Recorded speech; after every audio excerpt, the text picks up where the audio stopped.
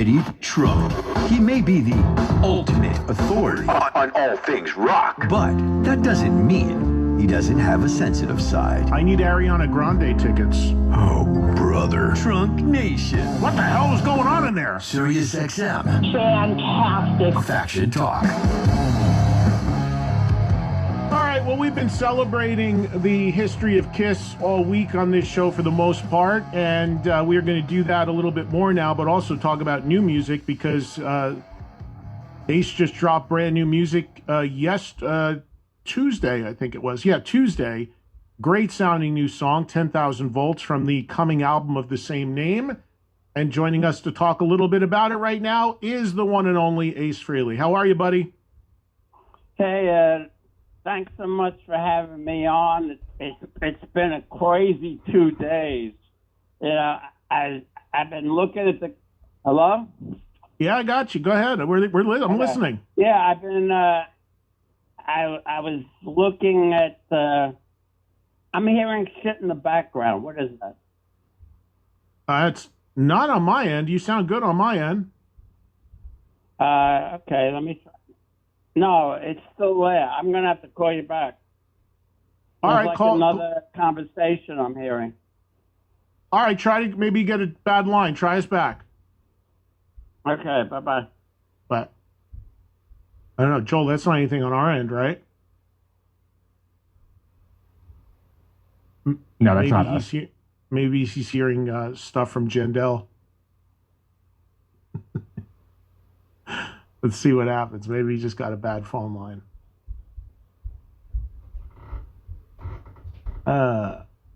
Let's see. Is that better? Yeah. All right. Maybe you just got some interference from outer space. Yeah, it's, people from Jendel are trying to contact me to congratulate me on my new single. That's what I just said. That's what I just said. But congratulations, man. It's I told you, I texted you last night because I know before you came on to talk about it, you wanted to get a feel for the reaction with the video and the song being out. And I got to tell you, and I'm not just saying it, I mean, everybody I've talked to has said nothing but positives. You had sent me songs a while ago, so I knew what was coming. But now that the public has heard it and the response has been so great, that's gotta feel great, I would think. I am completely beside myself because the song has been out only 2 days, and I have over 2,000 comments on YouTube and 193,000 views in a 2-day period. And of course, today, that's what the music business is all based on, those kind of numbers. Of course, when you started and when I started, it was about selling records and all that sort of thing. And that's still a small part of it. But yeah, having people click and listen and watch is really what it all comes down to these days. Yeah, I remember having to go to radio stations. You know, when I talk, it seems like there's an echo of my voice. I don't know why that's happening. I don't know either, because you sound totally fine on our end. That's weird. Yeah. Yeah. Do you want us to try to call you? Maybe that would clean up the echo. All right, let's try. Yeah, but it's not. So listen, the phone call is not going to come from my cell phone, so make sure you pick it up, all right? We're going to call you right back. I'm laying here in bed waiting for a phone call. Okay, we'll call you right back. We'll hang up and call you right back. Thank you. Yep. Let's see if we can get Ace's audio cleaned up. I don't know what's happening on his end. Joel, you got the number. Go ahead and call him, please. Not sure what's up. Sounds fine on our end. All right, hopefully we can get Ace on a clean line, at least for him to hear properly. We'll see what happens here. Maybe he's on a payphone. I talked about earlier payphones. Maybe we need those back. Oh, God. How's this? Is this any better? This is much better. All right, good. So yeah, man, the response has been great. Tell me about the history of the song, because it's the title track to the new album. It's the lead song. Is this a brand new song? Did you have this knocking around? What are the origins of the song? Well, 10,000 volts was written. You know, I'm still hearing this fucking echo I don't know what of it my is. own voice. I don't know if it's your system, but I'll try to work around it. Yeah, I don't know. You sound great over the air, Ace. I don't know why it's coming back to you like that. You sound great. I sound great, but then there's some noise following when I speak. AJ, just double check the board, the phone, make sure nothing's popped in that shouldn't be or anything. Yeah, everything's Talk to all your engineer. routed. Yeah, no, that was just him. He's checked. He said everything looks fine on our end. I don't know why it's happening. Test 1 2. Test 1 2. See, there's an echo, but it's not as loud as my voice. I mean, I can probably live with it. All right, well, I won't keep you too long if that's bothering you, but yeah, what did you want to say about... I'll live with it. So the history of the song? The history of the song, I don't know. I'm trying to remember which... it is starting to bother me. The history of the song is, I don't remember which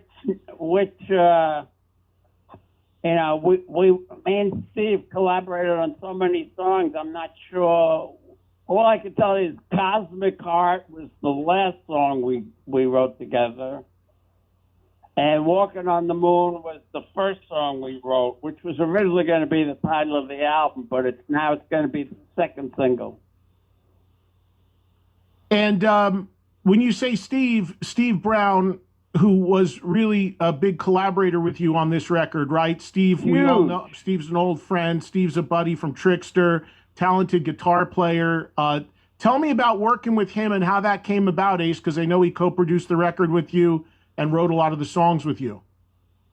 Me and Steve have been friends for years, but I hesitated to get with him because I didn't know him that well. You know, it was more of just a casual, hello, hi, how you doing, bada bing. But, my fiance Laura said, you got to get together with Steve. Anyway, I called up Steve and said, why don't we get together here? And he sent me a song with completely different lyrics, but it had the Walking on the Moon musical riff and whatnot. And he had a line in the chorus that said Walking on the Moon, but it wasn't the ending line. So I said, Steve, listen to me. Come to my house. Let's make this song great, but it's got to end with Walking on the Moon. And we'll make the song around, we'll build the song around that. And I pretty much rewrote most of the lyrics, and it's going to be the second single that we're going to release in January.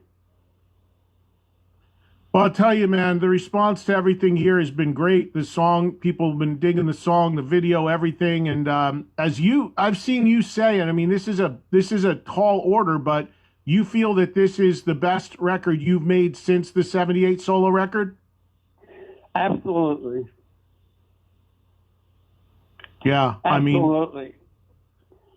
And I can't say enough good things about Steve Brown. For some reason, Steve's a big fan of mine, and he told me between me and Eddie Van Halen, that's the reason he picked up the guitar.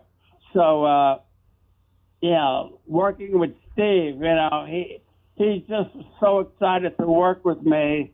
And once I realized how good of a guitar player he was and songwriter, I was thrilled to have him work with me on this record. And he's also a very good engineer and engineered most of the stuff on this record. Ace, talk about the other people that played on the record or contribute to the record, and we can dig more into the whole record when it comes out. I don't even know all the people that played on the record. All I can tell you is towards the end, there were like 3 songs that I thought were really great, and I said, let's get Anton Trigg to play drums on them. Not that the drum track wasn't bad, it just wasn't a 10. Mm-hmm. You know, and as far as I'm concerned, Anton Fig's the best drummer in the world. So that's why I did so much work with him in the past. And luckily he was available, and I got him to play on 10,000 Volts and 2 other songs. Yeah, so Steve texted me and he told me who's on 10,000 Volts. It's you and him, obviously. It is Anton on drums, David Julian. Who's David Julian? I don't know.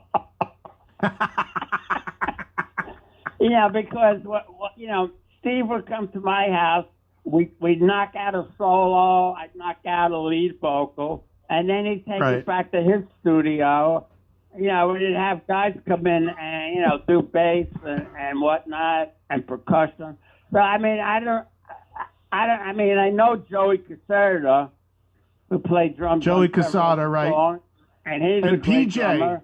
And I know PJ Farley. I know Steve's bass player. What's his PJ. name? PJ. Yeah.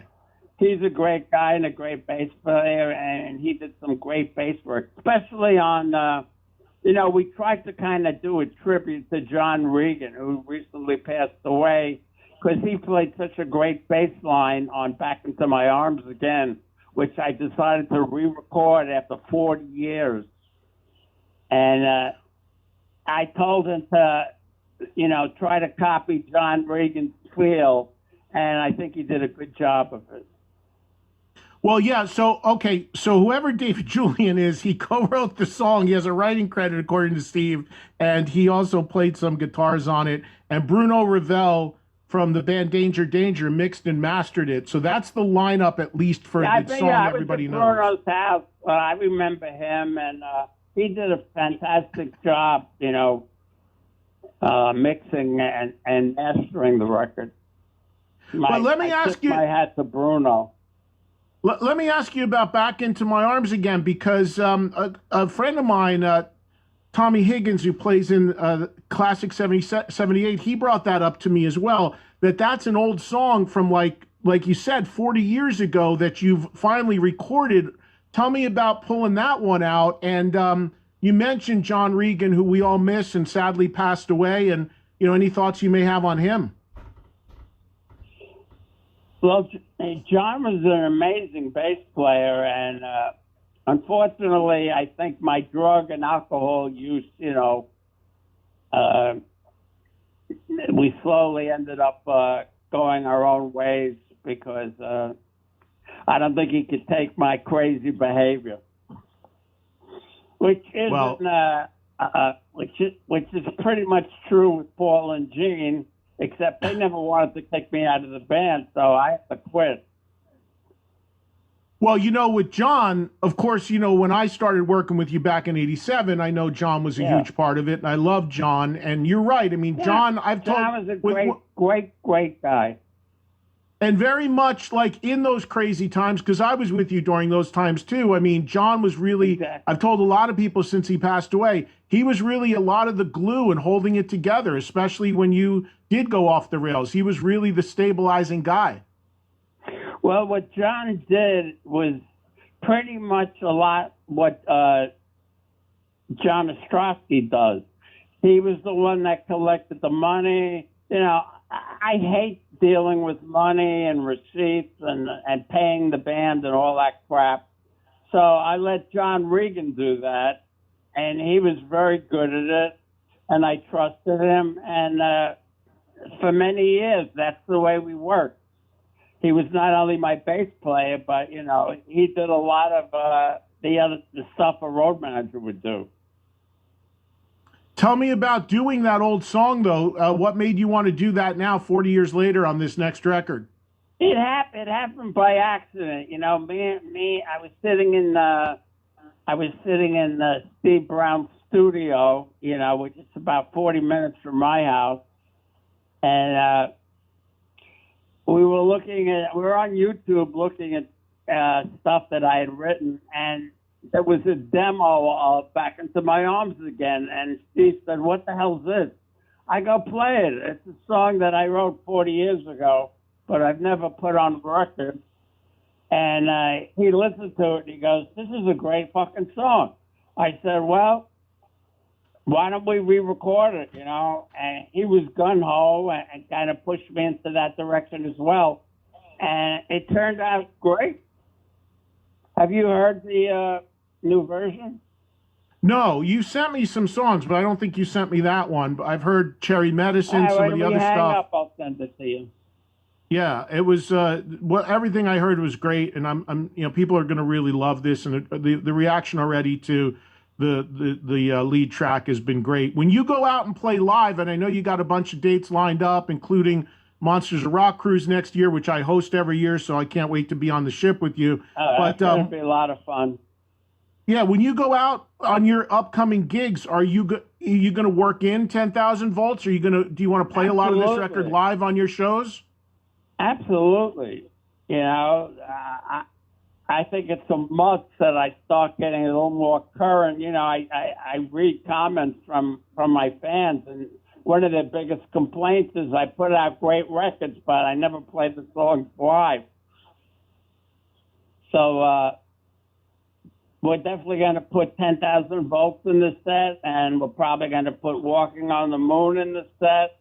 And the third single, which is coming out, about a week before the release of the album, which is going to be released February 24th, we're going to release Cherry Medicine, which is another kick-ass killer rock tune. Yeah, I've heard both of those. That one. Yeah, I did. You sent me both of those. Those were great. And, talking about the set list, Ace, I know that people say that, but and I see this with a lot of bands. The problem, though, is that when you've got the Kiss catalog, which so many people want to hear, and then some of your solo stuff, and then the 78 record, there's only so much you can do. And, I'm sure, like, you did dates with Alice Cooper and stuff. I mean, anybody's going to want to lean on the best-known stuff everybody knows. Even more songs. Right. So, it's hard because you want to please everybody all the time, but that's impossible. Right. Yeah, no, it's the balancing act. I see so many artists who have big catalogs try to deal with that and try to figure out how to make that all work. So, well, and last thing on the new music, tell me about the video. Pretty much a straight up performance video, but it's your live band that people see in the video. It's Ryan and Jeremy and Scott Coogan. So those are the guys in the video. Well, I felt if I was going to do a video, I should use my touring band because that's the people, when we perform it live, those are the guys that are going to be performing it with me. And where did you shoot the video? Excuse me? Where did you shoot the video? We shot it in New Jersey in some studio. I don't know where. Okay. It was crazy because we got the address of one studio and we ended up only finding out the day of the shoot that it was in a different studio. So, I didn't get there, for another hour and a half. But, somehow, some way, everything worked out. It always does with me. I'm the kind of guy that, I'll be losing a football game and, 1 minute before the clock runs out, I make a touchdown, and it always works out. That's my life story. Well, that's good to have luck fall in your favor like that, no doubt. You know me well enough, and I do. Under all sorts of adversity, I still pull it out of a hat like a rabbit. Well, listen, man, we'll talk more about the full record when it comes out, when everybody has a chance to hear it. But congrats on the single and video being out there now and the great response to it. Obviously, I could not let you go here on a Thursday, as everybody knows. And I don't know if you timed this way with Kiss announcing these final two shows tomorrow and Saturday that they claim will be the end. Do you have any thoughts on that? I was thinking about that and saying it on the air earlier with all this stuff they're doing in New York City and so many of these images, many of them featuring you I mean, what are your thoughts going into knowing that they allegedly are ending this weekend? Well, to be honest, I don't really believe they're ending their touring career. How many times have they said they were going to retire? How many times have a half a dozen groups said they were going to retire and still come back? Personally, I don't know what their plans are. I know Gene is planning on buying a realty company, and he wants me to go in on it with him and sell swampland in New Jersey. Are you serious? No, I'm kidding. Oh. Nothing would surprise me though. That doesn't sound out of the realm of possibility for Gene. I know, it's crazy. Because he used that joke when we did the Tom Snyder show. Oh, all right. I never forgot it. I thought it was funny, but Tom didn't really crack up at all or take much notice of it. That was one of the greatest That was one of the greatest interviews in Kiss history. But you like I'm saying this before, like do you? I know you're not a part of the band. I know you've said you're not going to be a part of these shows in any way. You're not going or anything like that. But is there anything like for you, like if this is how they're ending it? Do you have any emotions about it? Do you have any feelings about it? I mean, it was your baby too. Do you have any feelings about it at all? Or are you just so disconnected from it? It's like whatever. I'm so happy I'm not involved. Last night I watched the Indianapolis show from front to back on YouTube, and it got like they had 10 comments and maybe a couple of thousand views. But compared to what I'm doing right now, you can't hold a candle to it. It's probably better they retire, and hopefully I won't have to listen to them put me down anymore. So just for the record, because, I still have people calling me friends, like as recently as like today, or texting me saying, Ace is definitely not going to be there. You will have no role in what goes on this weekend, right? It's absolutely. Look, if Gene calls me up and offers me $1 million to come up and play a couple of songs, obviously I'll show up. But I really doubt that's going to happen, because pretty much Paul runs the band, and he's already made a statement that if me and Peter got up on the stage, we would mar their performance, ironically. Have you talked to Peter at all? Excuse me? Have you talked to Peter at all? No, not really. I spoke to him about couple of months ago about a convention for cancer. That thing I did down in Florida? Yeah. And I called him up and asked him if he would do it with me, and he didn't want to do it, and that was the last time we spoke. So, to your knowledge, he's got nothing to do with this weekend either? I have no idea as far as the last time I spoke to Pete, he mentioned he was working on a new album. God bless him. I hope he finishes it and puts it out finally. It's been a long time. This album took me 13 months to finish, but I'm really glad I took my time, because I think it's going to show when people listen to the songs. We didn't just throw songs together. We put a lot of effort into the guitar playing and the melodies and the lyrics and the production. Yeah, well, people will be able to hear that for sure when the full record comes out. And of course, you can hear it now with 10,000 Volts, which has been released. The single and the video is out now.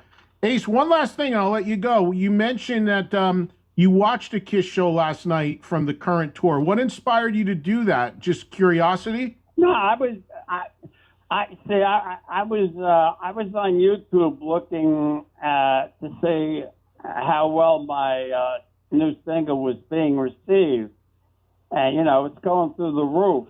And then I was just curious, so I clicked on Kiss Indianapolis, and it was I think they had 10 comments and 2,000 views or something like that. And it just made me realize how karma works. When you think about this, though, again, my point about all this is whatever version of the band is ending on Saturday is ending. But you, Peter, Gene, and Paul created something that, let's be honest, what they're doing now is all about what the four of you created. It's all about the history. It's all about that original period of the band, which the four of you were huge. You made that all happen. I mean, it's got to be like I was saying this earlier on the air. Like I can understand. Like there's still got to be some sort of sense of pride because what you had a hand in creating lasted 50 years and will last for long past when we're gone. So for you, there's got to be some satisfaction in that, I would think, right? Look, I mean, a lot of Kiss fans aren't the brightest people in the world. I mean, Ace fans are sharp. And, I mean, it's as little as a few years ago, I used to get phone calls from people, and they would ask me for Kiss tickets. And I said, I'm not playing in the band anymore. And a lot of people don't even know it. It's like, when I quit the band the second time, they kind of buried it and really didn't make a big press release about it because, Tommy was wearing my makeup and they kind of just wanted people to think that, maybe it was still Ace Frehley. They definitely didn't make a big deal about it. I mean, you remember what happened. Well, I told that story early on. I mean, I think it was that way early on. I think most people, I said before, I think that there's casual fans that just don't know anything and go with it, and they hear rock and roll night and see stuff blow up. And the show. Yeah. But now with the canned vocals and, I couldn't believe it. Paul Stanley was doing Detroit Rock City. No, he was doing Love Gun. He wrote that song. He's not even singing on the choruses.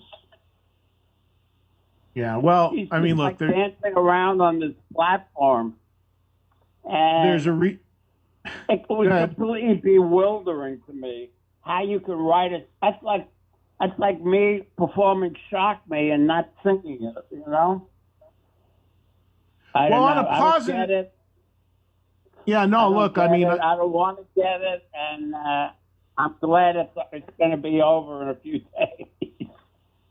All right, so then on a positive note, tell me this. When you look back on your contributions to Kiss, do you have a favorite album, song, period, show? Is there anything in your time in Kiss that you personally was like a highlight for you? What are when you look back on the band you helped create and this phenomenon you helped create, what are your personal highlights, whether it's a song, an album, a tour? What jumps out at you as the thing that you're most proud of? What always jumps when people ask me that question, what always jumps out in my mind is the weekend we did 3 night sold out shows at the Madison Square Garden when I was in the band. And that was one of the high points of my career. I mean, all the albums were interesting and, they wouldn't have sounded like they did without my guitar playing. And a lot of people say that my solos are almost like a song within a song. Yes. And, I'm watching Tommy Thayer play my solos, and, I don't think a lot of people realize I wrote them. But be that as it may, I'm completely removed from those guys. I'm doing a cruise. I got a new record. going to release 3 new singles. I think they're going to be very well received. And just as they're winding down, I'm taking off. And just to make sure that I know what you're talking about, when you said the 77, the 3 nights at Madison Square Garden, you talking back in 77? I believe so. Because that was my first ever concert, the 3rd night in 77. You guys did 3 nights in a row in December. But then, of course, when you Well, isn't that special? Yeah, it's very special to me. But when you came back and the reunion happened in 96, you actually eclipsed that and did 4 nights at the Garden. Now, that I don't remember. But, that's because, I wasn't sober. I think I'm right on that. I'm pretty sure it was 4. But regardless, playing the Garden in those 3 shows in 77 were monumental, and that was the peak of the Kiss mania and all of that. But do you have a favorite? You don't have a favorite album? Like for me, my favorite album is Rock and Roll Over. Do you have a favorite album? Besides my 78 solo album, probably the first album, even though when I listen to the production, I cringe. But, it's what started everything. That Right. and Alive are my 2 favorite Kiss records. Alive 1 and the first album we recorded together. Back in the early days, it was All for One or One for All. And then, once we became super famous and millionaires, we all went off in our own direction. Gene started dating Cher and Diana Ross. I was, I bought a mansion in Connecticut and built a $800,000 studio. And that was back in the 70s. So today that would have been like $2 million. But in any event, things turned out the way they were supposed to turn out. I'm healthier than I've ever been. I'm working out. I have a beautiful woman. And she always, for example, the song Constantly Cute, I'll tell you a quick story. I was talking to Laura, and we're looking at photographs of me from the 70s through to today. And I'm saying, look how much better I looked here. I didn't have wrinkles and this and that. And she goes, forget about it. You're constantly cute. And then she kept talking. I said, stop. Don't talk anymore. Constantly Cute, that's a great song title. I called up Steve and I go, let's write a song Constantly Cute. He came over and we knocked it off in a day or 2. You never know where song ideas are going to come from. And one other... It's just... like I wrote Cold Gin on the subways of New York City. I was taking the D-Tain down to rehearsal, and I got the idea for the guitar riff in my head. I got down to the rehearsal, and I played it for Paul, G, and Peter, and they said, oh, that could be a great song. Let's try to develop it, And it's still one of the Kiss classics. So, do you remember? Do you remember when you wrote? Do you remember writing Strange Ways? Vaguely. I mean, because that's such a heavy riff. I just wondered if there was any any story behind that, if that had been around in your head for a while. I know it's going back a long time, but.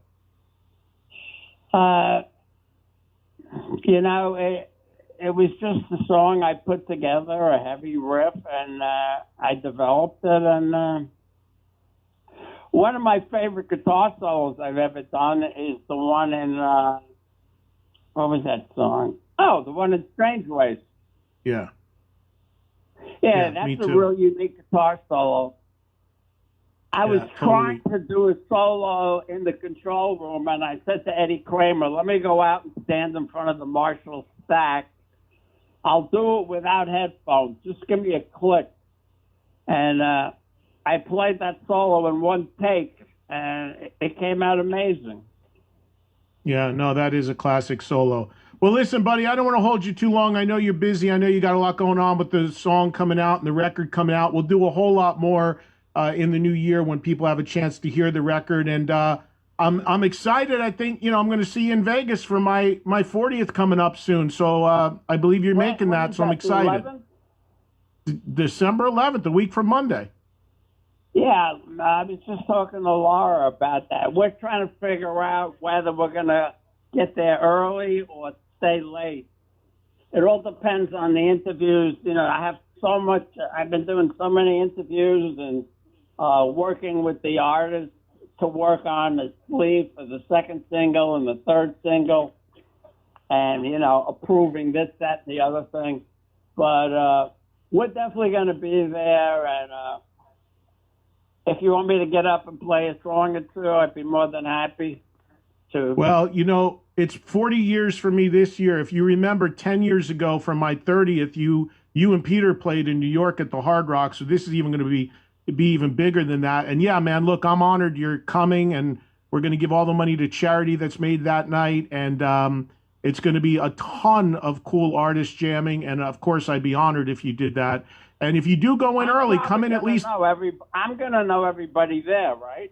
Oh, yeah. There's going to. I've not announced everyone that's going to be there, but it's going to be a really, really big night. And if you do come in early, come in a day early, at least a day early than the event, because if you do, I'm going to put a dinner together the night before. So hopefully you can come out to that with Larry. Where, over Ronnie's?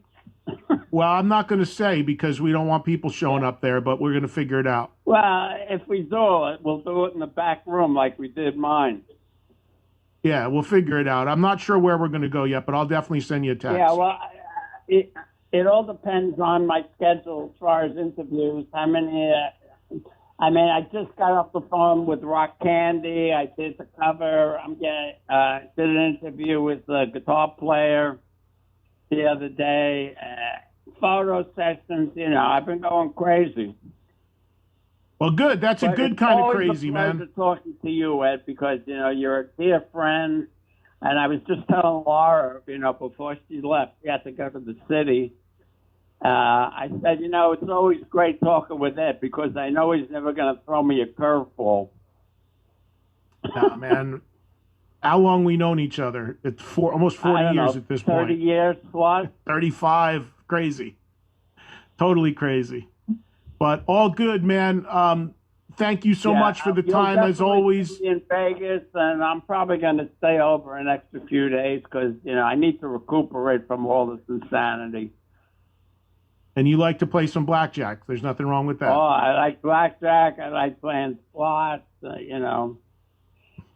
used to like roulette, but, it just seems like it doesn't work for me anymore.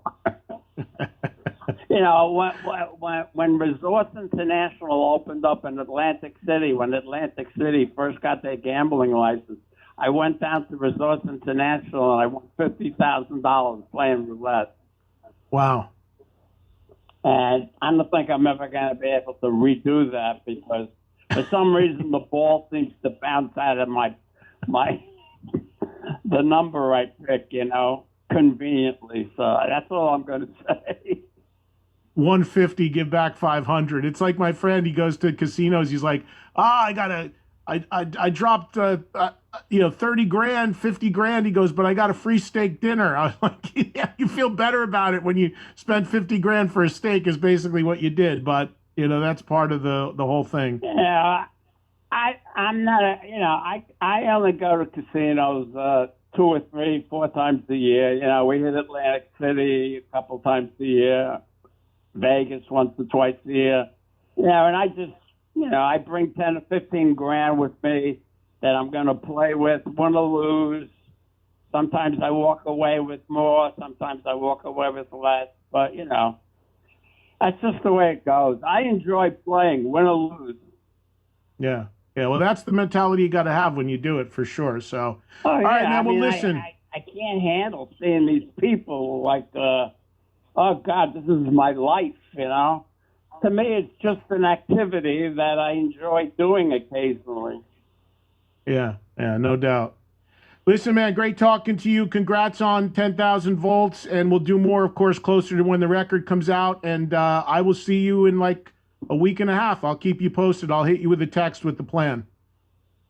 Yeah, thank you so much for having me on, and I want to wish Kiss the very best and health, happiness. I wish them well for their 2 shows at the Garden, even though I'm not going to be there. And there's no bad blood, you know. I mean, it is what it is, and I hope everything goes well for them on the end of the road tour and after they've retired, which I don't know if it's really going to happen, because those guys are workaholics. So, you know, for all I know, I'll get a call from Gene in 6 months and they'll want to put a band together with me. Who knows?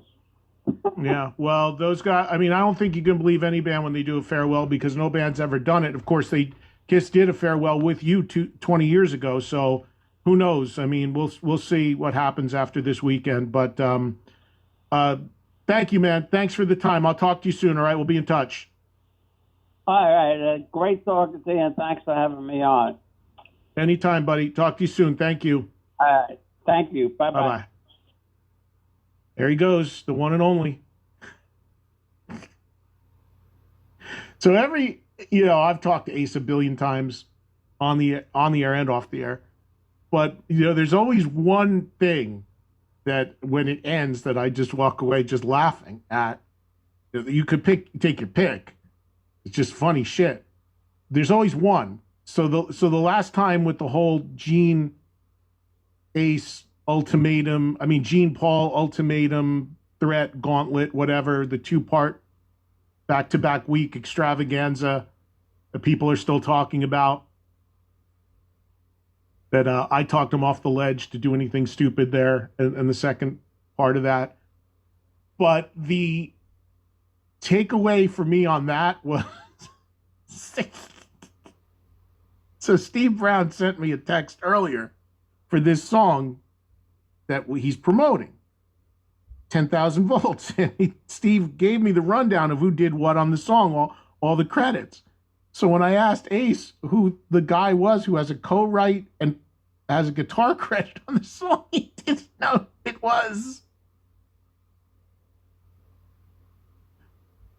His name is David Julian. I don't know him, but I don't even know he's on the song. But as funny as that is coming from Ace, because it's, the space Ace, all that, he's spacey, we know that.